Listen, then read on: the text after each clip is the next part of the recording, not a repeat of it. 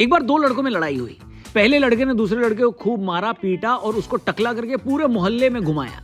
इसके जवाब में दूसरे लड़के ने कहा, देखा मैंने तुझसे फ्री में बाल कटवा लिए ना। वर्ल्ड पॉलिटिक्स में ये दूसरा लड़का ही पाकिस्तान है।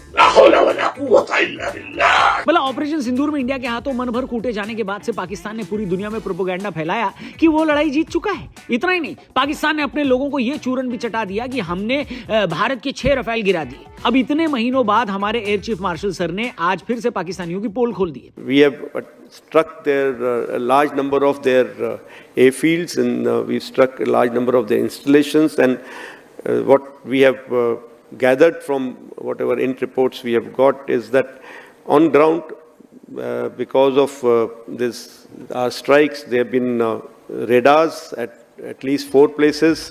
पहली बार इंडियन एयरफोर्स ने पाकिस्तान के नुकसान का आंकड़ा देते हुए बताया कि भारत ने पाकिस्तान के कम से कम 4 airbase, 2 command and control centre, 2 runway और 3 बड़े हैंगर को नुकसान पहुंचाया है। इसके साथ 4 से 5 F-16 और JF-17 लड़ाकू विमान और एक C-130 एयरक्राफ्ट पूरी तरह नष्ट कर दिया। पाकिस्तान की सेवा में कोई कमी न रहे इसके लिए एक एयर डिफेंस एम सिस्टम, 4 अलग अलग जगह हाई टेक रडार और एक महत्वपूर्ण लंबी दूरी की AEW&C विमान को भी मार गिराया गया। इतने नुकसान के बाद अगर कोई दूसरा देश होता तो अब तक शर्म के मारे तालाब में डूब चुका होता और ये किस्सा खत्म कर देता। लेकिन बेशर्मी के दलदल में लौटने वाले सुअर से आप क्या ही एक्सपेक्ट कर सकते हो। ये बात भी पाकिस्तानियों के लिए गर्व करने वाली बात है। उनके हिसाब से तो जनाब हम वो करते हैं जो इंडिया नहीं कर सकता। बात सच भी है, हम बेशर्म नहीं है ना। नहीं, मुझे मजाक नहीं उड़वाना अपनी चीज का। अब इतना होता तो क्या ही बात थी। इसके अलावा एयर चीफ मार्शल ने बोला कि अगर पाकिस्तान को ये लगता है कि उन्होंने हमारे 15 विमान गिरा दिए तो उनको सोचने दीजिए। अगली बार जब वो हमसे लड़ने आएंगे तो इसी वहम में आएंगे कि हमारे पास 15 लड़ाकू विमान कम है। ऐसी खबर आ रही है कि उनके ठिकाने चेंज हो रहे हैं एंड ये भी खबर आ रही है अभी वो बड़े बड़े स्ट्रक्चर की जगह शायद छोटे स्ट्रक्चर बनाएंगे, जो भी करेंगे ताकि वो अच्छी तरह मर्ज हो सके। लेकिन अगर इंटेलिजेंस अवेलेबल है तो हमारे पास अब कैपेबिलिटी है कि उनके हम किसी भी ठिकाने में deep insight with absolutely accurate targeting हम उनको उनके ठिकानों को नष्ट कर सकते हैं। साथ ही उन्होंने ये भी बोला कि ये मनोहर कहानियां बनाने की पाकिस्तान की पुरानी आदत है। बात ठीक भी है। इनको गिरेबान पकड़ के पटक के कूट भी दो तब भी ये इस बात पर हंस लेंगे कि जनाब देखा हमने आपकी कमीज गंदी कर दी। इनको इस बात की बेइज्जती बिल्कुल नहीं लगी कि इनके 11 एयरबेस खत्म हो गए। इनको इस बात का गर्व है कि जनाब हमने इंडिया के रफेल गिरा दिए, जो कि इन मूर्खों ने किया भी नहीं। तो जुर्म है ना मेरा। लेकिन डिल्यूजन के सागर में डीप डाइव करने वाले पाकिस्तानियों के लिए सब बातें कहां समझ में आएंगी। जिनको 2 वक्त की रोटी के लिए जान दांव पर लगानी पड़ती हो, उनके पास इन सब बातों के लिए लड़ने का टाइम कहां है। एक आम पाकिस्तानी इतना सोचता भी नहीं है क्योंकि वहां की सरकारों ने उसे इस काबिल छोड़ा भी नहीं है। एक सोसाइटी के रूप में पाकिस्तानी समाज की हालत क्या है ये हमने पिछले वीडियो में आपको बताया है। लेकिन हमारे एयर चीफ मार्शल का निशाना पाकिस्तान था जरूर, मगर दर्द चीन और अमेरिका को भी हुआ है। सबसे पहले तो भारत ने पहली बार उन जेट्स के नाम लिए जो पाकिस्तान में गिरे। इसमें से F-16 अमेरिका का तो JF-17 चीन के लड़ाकू विमान थे।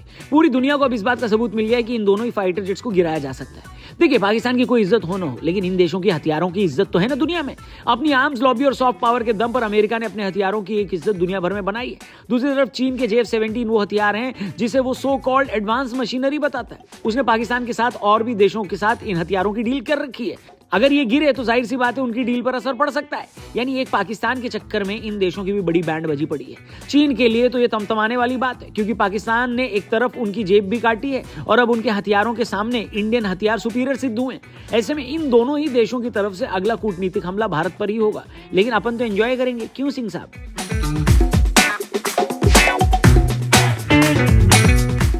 पर ऐसा नहीं है कि सिर्फ सिंह साहब ही पाकिस्तानियों को गर्म तवे पर नचवा रहे हैं। हमारे Indian army chief general Upendra Dwivedi ने भी पाकिस्तान को एक बड़ी वार्निंग देते हुए बोला है कि अगर उसने क्रॉस बॉर्डर टेररिज्म बंद नहीं किया तो हमने जो संयम ऑपरेशन सिंदूर में रखा था वो अब नहीं रखेंगे। इस बार आर पार की लड़ाई होगी। इस बार भारत देश पूरी तैयारी के साथ है और इस बार वो संयम नहीं रखेगा जो सिंदूर 1.0 में हमने संयम रखा। इस बार हम आगे की कार्रवाई करेंगे और कुछ ऐसी कार्रवाई करेंगे कि हो सकता है पाकिस्तान को सोचना पड़े कि उसे इतिहास में भूगोल में रहना है कि नहीं रहना। अब सर को सुनने के बाद तो आम पाकिस्तानी आवाम का खून तो खौल जाएगा, लेकिन उनकी आर्मी वालों की पतलून ढीली हो गई होगी। वैसे भी लड़ाई और वो भी इंडियन आर्मी से, ये सुनते ही अक्सर उनकी पतलून ढीली हो जाती है। यकीन न हो तो 71 में सरेंडर करने वाली नियाजी की कौम से पूछ लो। आय हाय जिंदा है, आय हाय जिंदा है, जिंदा है चलती फिरती मैयत है। मगर दोस्तों हमारे देश में कुछ ऐसे लोग भी हैं जो इस पर भी सवाल खड़े करते हैं। अब तो इस बात का कोई आश्चर्य भी नहीं होता, क्योंकि जब हमारी ही सेना से लोग उनके शौर्य का सबूत मांगने लगे तो उनकी बुद्धि से और क्या एक्सपेक्ट कर सकते हो। कई तरफ से आवाजें आने लगी हैं कि अब सरकार इस नुकसान के बारे में क्यों बता रही है, जबकि ये चीज को हुए 4 महीने से ज्यादा हो गए। देखिए, आमतौर पर हमारी सेनाओं का जो डिसिप्लिन होता है वो उनकी ब्रीफिंग में दिखता है। सरकार ये तय करती है कि क्या बताना है और कितना बताना है। आज जाकर हमारे एयर चीफ मार्शल का ये कहना ये बताता है कि सरकार ने एक तीर से 2 निशाने मारे। सबसे पहले तो अमेरिका के राष्ट्रपति मिस्टर डोनाल्ड ट्रंप पाकिस्तान के कुछ ज्यादा करीब जा रहे हैं। इतना ही नहीं, ये भाई साहब भारत को मॉक करने का एक भी मौका नहीं छोड़ते। हर मंच पर जाकर भारत और पाकिस्तान की लड़ाई को रुकवाने का क्रेडिट चाहिए इनको, जो भारत को असहज कर देता है। India-Pakistan was probably going to end up in a nuclear war if they kept, they shut down 5 planes in the last attack, and it was back and forth, back and forth, back and forth. And I called them and I said, listen, no more trade. If you do this, you're not going to be good. But they're both powerful nuclear nations, and that would have happened, and who knows where that would have ended up. And I stopped it. ऐसे में इस जवाब ने America को पूरी दुनिया के सामने जवाब देने पर मजबूर कर दिया। दूसरी बात यह कि खुद अपनी आर्म्स लॉबी और उनकी मीडिया ट्रंप से जवाब मांगेगी। वर्ल्ड पॉलिटिक्स में ये भारत का अमेरिका को जवाब है कि वो दिन लद गए भैया जब आप हमें असहज किया करते थे। अब भारत अपनी शर्तों पर डील भी करता है और उसे वो पॉलिटिक्स भी खेलनी आती है जो आप सालों से खेल रहे हैं। लेकिन इसी बीच जानकार लोगों का कहना है कि पाकिस्तान अपनी हरकतों से बाज नहीं आएगा। ये वो पूंछ है जिसे सीधा करने का एक ही तरीका है, और वो है नियमित कुटाई। ये तो होगा। खैर, आपको क्या लगता है, पाकिस्तान इतनी कुटाई के बाद सुधरेगा या फिर से वही हरकत करेगा जो इतने सालों से करता आया है? कमेंट करके बताना, चैनल को सब्सक्राइब करके जाना, और लेटेस्ट पॉडकास्ट देखने के लिए हमारे टीआरपी चैनल पे भी जरूर जाना। एक रीसेंट पॉडकास्ट हमने किया है फेमस ऑथर आभास मल्दहियार के साथ, जहां पर बाबर पर उनकी दूसरी किताब आई है। इस ट्रेलर को देखिए, बहुत नई बातें जानने को मिलेंगी आपको इस पॉडकास्ट में। ये ट्रेलर आपको पॉडकास्ट देखने पर मजबूर करेगा। इसके साथ छोड़े जाता हूँ, कल मिलता हूँ। Thank you for watching, good bye, जय हिंद। बाबर ने भी जो एम्पायर एस्टैब्लिश किया था, उस एम्पायर का नाम मुगल एम्पायर नहीं था, उस एम्पायर का नाम था तिमुरिड गुरखानिया। जी हाँ, तो मुगल एम्परर बाबर ये जो पढ़ाया जाता है बिल्कुल गलत है। बाबर के बारे में बोला जाता है कि वो गे था वो एस्टैब्लिश हो चुका है। बिल्कुल ये एस्टैब्लिश हो चुका है। बाबर कभी अयोध्या गया था? नहीं। बाबर ने राम मंदिर तोड़ा था? हिंदुत्व एक बड़ी टॉक्सिक आइडियोलॉजी है, क्योंकि बचपन की मेमोरी में बाबरी मस्जिद थी। अब बाबरी मस्जिद का विध्वंस मेरे लिए एक ऐसा सेटअप था जहाँ पे हिंदुत्व एक्सट्रीमिस्ट ने जा करके एक एग्जिस्टिंग मस्जिद को गिरा दिया था। जो मुगल्स या फिर मंगोल्स ने सबसे ज़्यादा अगर कत्लेआम किसी का किया है तो वो मुसलमानों का किया है। और ये सवाल मैं हमेशा रेज करता हूँ कि जब इंडियन मुस्लिम्स ये खान सरनेम यूज़ करते हैं तो पहला खान सरनेम का भारत से तो कुछ लेना देना है नहीं। Khan is a very central Asian connotation, जो कि कबीले का जो सरदार होता है उसका टाइटल था खान।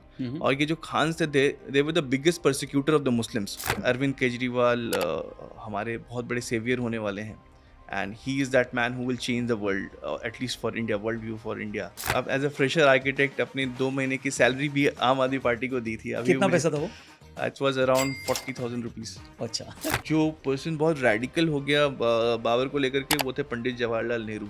तिमुरिड्स से जब आप तैमूर की बात करते हैं तो तैमूर ने दिल्ली में आकर के एक बहुत ही गंदा नरसंहार किया था। लाखों की नंबर में लोग मारे गए थे। ऐसा बोलते हैं कि दिल्ली का शहर 1 हफ्ते 2 हफ्ते तक मरे हुए लोगों की लाशों की बदबू से प्रताड़ित रहा था। जब ओवैसी जैसे लीडर ये बात बोलते हैं कि हम ताज लेके चले जाएंगे तो क्या रह जाएगा, लेकिन बात तो ये है कि ताज में खून हमारा, लोग हमारे, पैसे हमारे, तो ताज किसका हो गया? ताज तो हमारा ही है। वो अलग बात है वो स्ट्रक्चर को आज कैसे भी देखें, है तो हमारा ही।